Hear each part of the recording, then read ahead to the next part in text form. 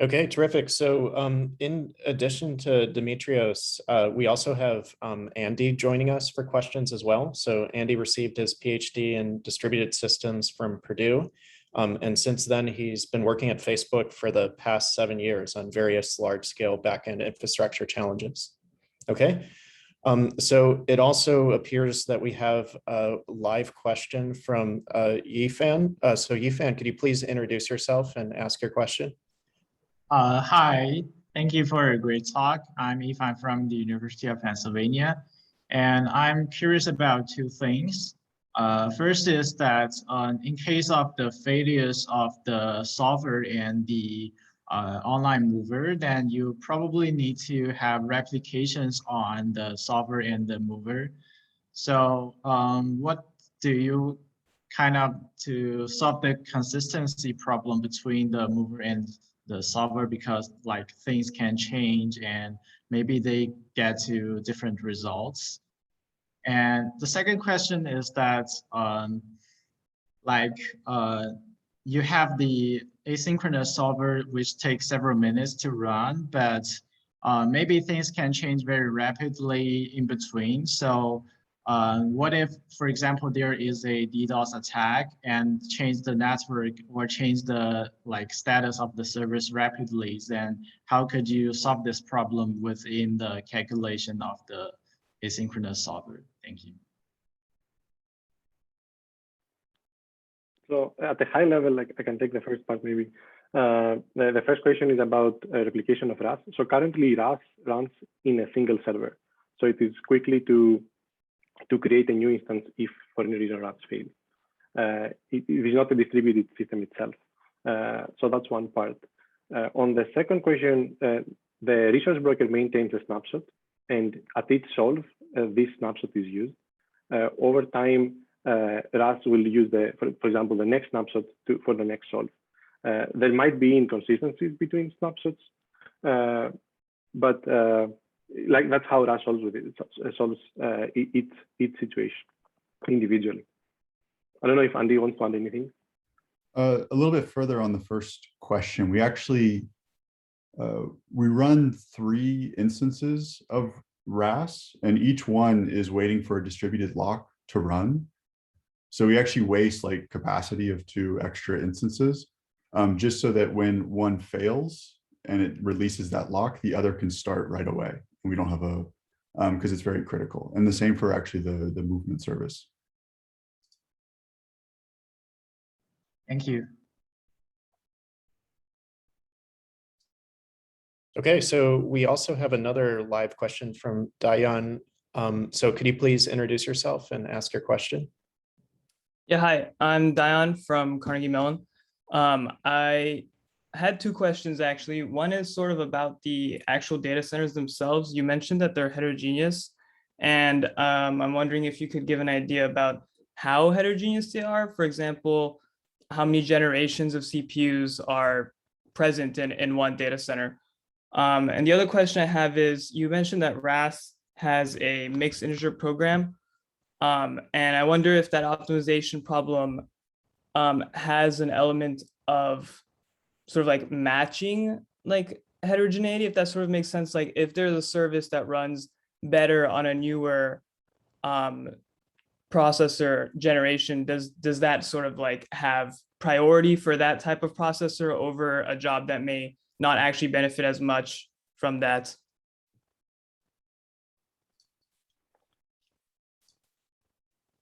Those are great questions. Okay, so, yeah, I can take the first one quickly. Maybe one, we're showing the figure 2 of the paper, a detailed study of the heterogeneous resources within the data center. So that would be a nice figure to refer to for the distribution of services and hardware. On the second question, Andy, do you want to answer this one? But the answer is basically RRUs. Yeah. Yeah, so we offer a flexible way to describe capacity. One simple way is say, I want 10 servers of this type, but we also allow users to say, I need this much QPS, and each generation, I know how much QPS each one provides. And you get this contribution table of each architecture to QPS. And different services can have different tables, and we'll naturally optimize for efficiency, just trying to fulfill all the capacity. Where one service will bias towards the architecture it does better on compared to other services. So are those QPS tables like they're up to the service manager to sort of provide? Yes, they can define it. They're trying to define what capacity they need to run their service, and it's just a more flexible language. So yeah, they can define it however they like. Cool, thanks. Great. So let's switch over to Slack for a moment. So there's a question from Steve Hand from Google. So he asks, I wonder how much do you lose in terms of server level packing by limiting machines to specific service owners? And this was actually a question I had too, so I'm curious to hear the answer.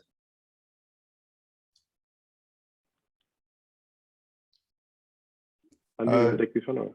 Yeah, I guess at Facebook, I think we took somewhat of a different approach. We have smaller memory machines, and we try to have large services optimized to use the full machine. I think it's a general difference of Facebook versus other cloud. But in addition to that, we're working on stacking. So RAS will, in the future, be giving out portions of machines, and a resource request will be, I need 32 gig container shapes anywhere in the fleet, and we'll give them out with all the same capacity guarantees. So that is coming, and it's been noted as important enough to chase in terms of the capacity wins that we foresee. Makes sense. That sounds like a very interesting extension to the system. So I think we have another live question that came in from Lee. So Lee, could you please introduce yourself and ask your question? Hi, I'm from UT Austin. So quick question. So this might relate it to the previous question that has been asked. They are going to be unexpected events that happens once you are doing your planning. And like the paper said, it's doing the planning continuously over this time. I was wondering, what is the granularity of these planning? For example, do you provide a static plan and like later periodically refresh it over the time? Or do you do this every time when you get a batch of new requests? What if you have already planned assignment and something bad happens? Do you react on it immediately, or do you wait for a while? So what is, like, in general, what is the granularity that you have to replan your system? So at the high level, one part that happens that there is an SLA that RAS tries to maintain, which is hourly, tries to reevaluate the plan in a sense. But also RAS provides an out-of-band solution for very extreme emergencies.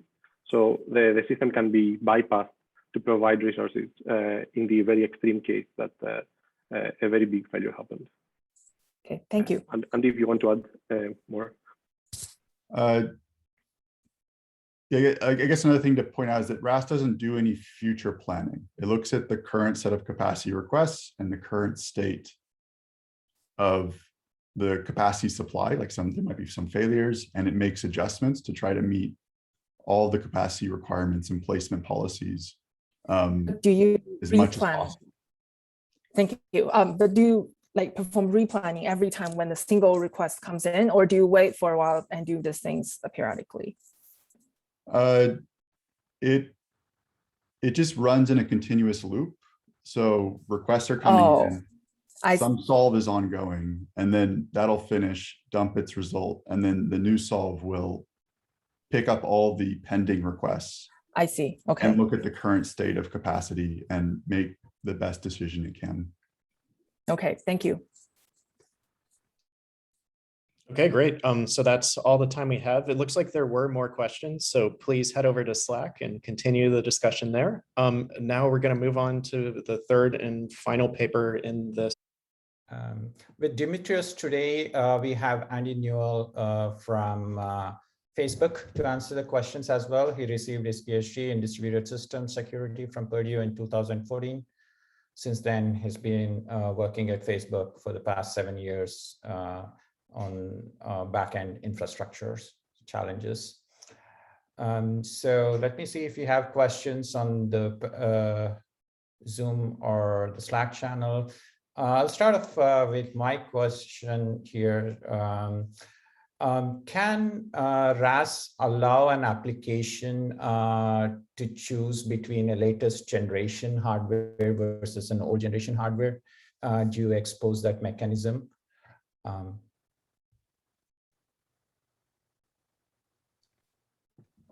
Yes, that's something that RAS will expose. Generally, we strive for our services to run on all of the generations, and we try to make that easy for them. That helps because we're constantly bringing in new hardware into the data center and getting rid of old hardware. But some services aren't ready yet. They have to do a little bit of work for some new generation, or they can't work on an old generation. So we allow them to specify exactly what they need. They have to be specific. Okay, what happens in that case is it best effort, as in if you have two competing requests to the same generation hardware and you have fewer of them, how would you resolve them? Is there a fairness thing that you would use in allocation, or is there a fairness parameter there? So RAS is giving out capacity for our core services that have to be up for our site to be live. So we actually have kind of a different model where there will be on-calls that are paged if we can't fulfill all the reservations. And that's something that we have to work actively to fix. So we try to plan ahead to make sure that we anticipate the types of failures that will happen, and we build in those buffers, and that and we over allocate that way so that services can work with this high level guaranteed abstraction. We do have elastic offerings where people can consume extra compute, but that's a very different type of contract. Okay, and so when you have large scale events, how do these allocations affect, let's say an entire data center goes down? How quickly can RAS adjust to that and move the workloads? So one thing for us is that it operates at the MSB granularity. So if an MSB goes down, then an online component, the mover, will quickly come in and move a reservation in a granularity of minutes. That is one part. Now, if multiple MSBs go down, like a whole data center, let's say, goes down, then there are also other systems that operate on top of RAS that could also try to migrate to workloads, for example, to other regions.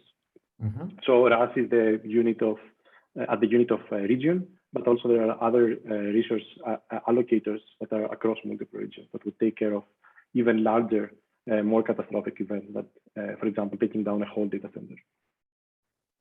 Okay, in that case, does your allocation, does the layer above move the workloads to a new data center? Once they move, that's when RAS kicks in and reallocates them, or do you coordinate with the global allocator or global replication manager or global placement manager to ensure that whatever is moved is balanced to begin with? So we have a DR strategy, or a disaster recovery strategy, where we anticipate a full region going down and needing to drain it. And instead of moving services, the services are in other regions already, and they just have to have enough buffers, extra capacity to handle the extra load that comes in. So we'll effectively, traffic will be routed around the region that is down. And RAS is set up in all the regions and ensuring that they have their guaranteed capacity and all the services have sufficient capacity and they plan to have enough capacity in case they have to take on extra load in case one of the other regions is down. Okay. So what is the end-to-end reaction time once a requester places a request with RAS on allocation to the time it gets allocated? So at the high level, there are like two pieces.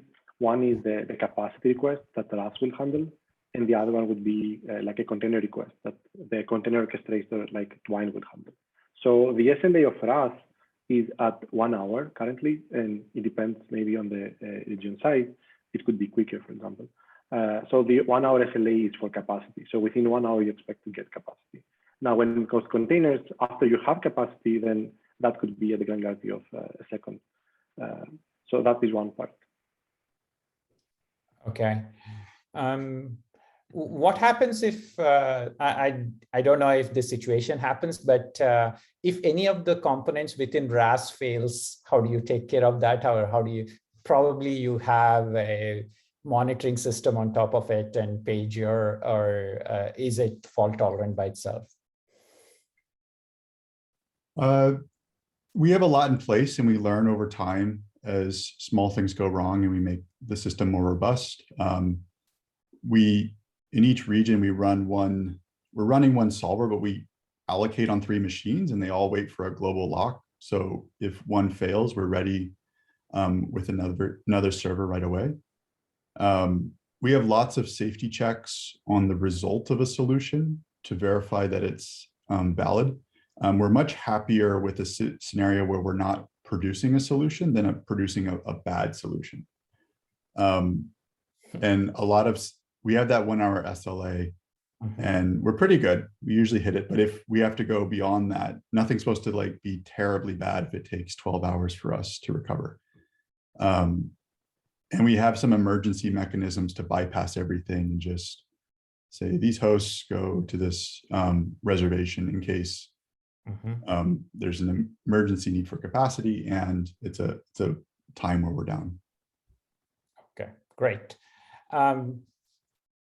So thank you, Dimitrios and Andy, for the questions and the talk. That was very interesting. We'll go to the next paper in this session. The next talk is on POP.